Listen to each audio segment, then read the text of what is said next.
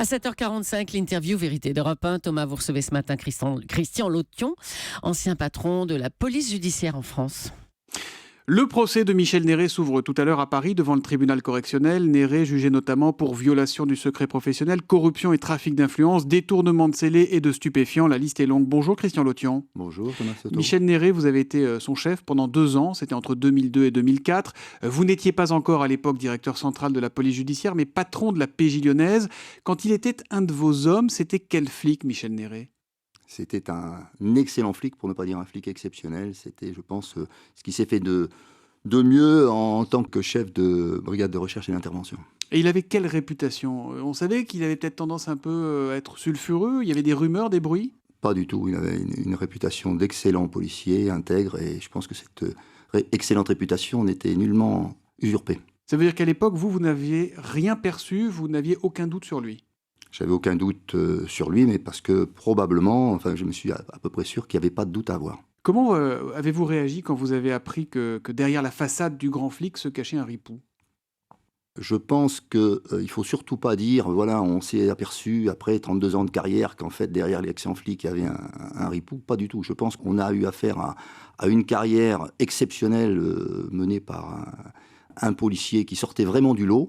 Et puis ensuite, je dirais, un dérapage de quelques mois ou années. Là encore, c'est l'enquête qui a dû le déterminer. Je n'en connais pas les conclusions. En quoi il sortait du lot, Néré ?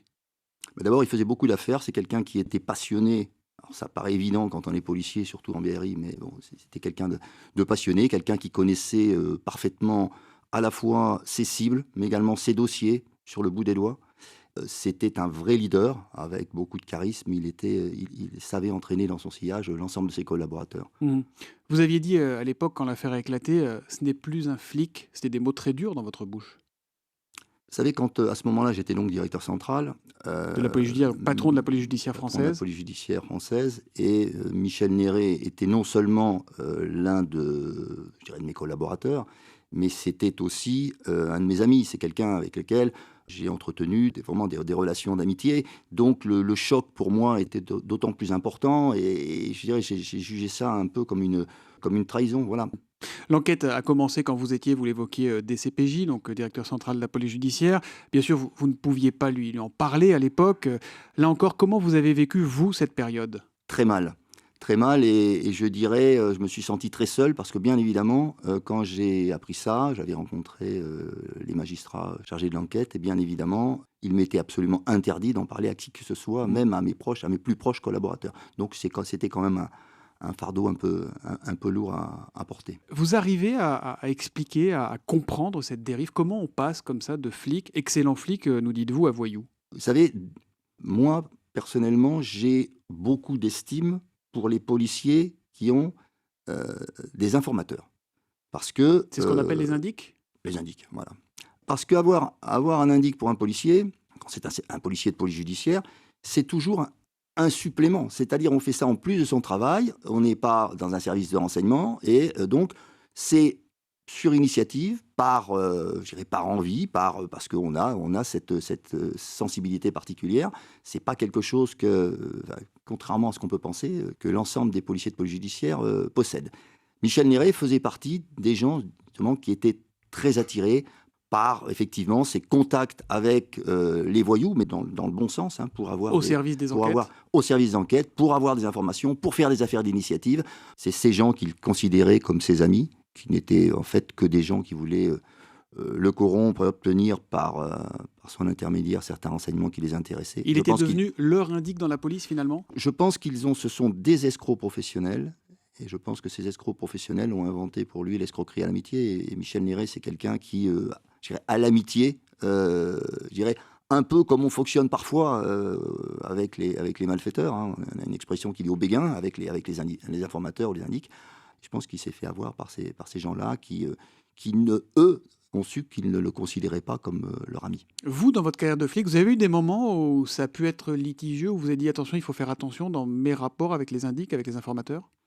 Je crois qu'il faut vraiment mettre dès le départ certaines barrières.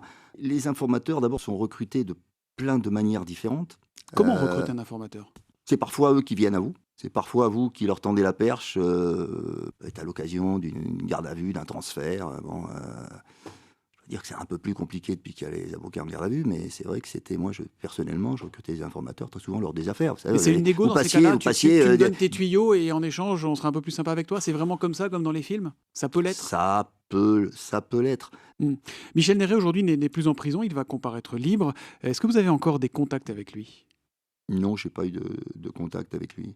Et vous attendez quoi de Michel Néret dans ce procès? Je dirais déjà, une fois la colère passée, parce que c'était il y a quelques années, je me dis, je souhaite que ce procès, bien sûr, que la vérité éclate, mais j'espère surtout qu'il s'en sortira le mieux possible pour lui. Voilà. Vous êtes un peu l'anti-Néret, Christian Lotion. Vous êtes réputé pour votre discrétion et votre intransigeance, votre droiture, qui n'a jamais été prise en défaut tout au long de votre carrière. Est-ce que vous diriez que Michel Néret reste un bon flic? Vous avez beaucoup utilisé ce terme bon flic tout à l'heure. Il n'est plus, je ne peux pas dire qu'il reste un bon flic, il n'est plus policier. En revanche, à mes yeux, il reste toujours quelqu'un qui a été un excellent policier. Oui. Et il reste votre ami? Oui, bien sûr, j'ai eu des paroles dures, mais bon, voilà, je vous dis, je ne lui souhaite surtout pas de mal, voilà, et j'espère que cette audience lui permettra d'expliquer ce qu'il peut expliquer, et puis peut-être de se trouver certaines circonstances atténuantes, s'il y en a. Merci Christian Lotion d'avoir été sur Europe 1 ce matin. Précisons que Michel Néret encourt jusqu'à 10 ans de prison. Le procès dans lequel vont comparaître au total 9 personnes, dont son épouse et 3 de ses anciens subordonnés, doit durer jusqu'au 24 mai. Merci et bonne journée. Merci.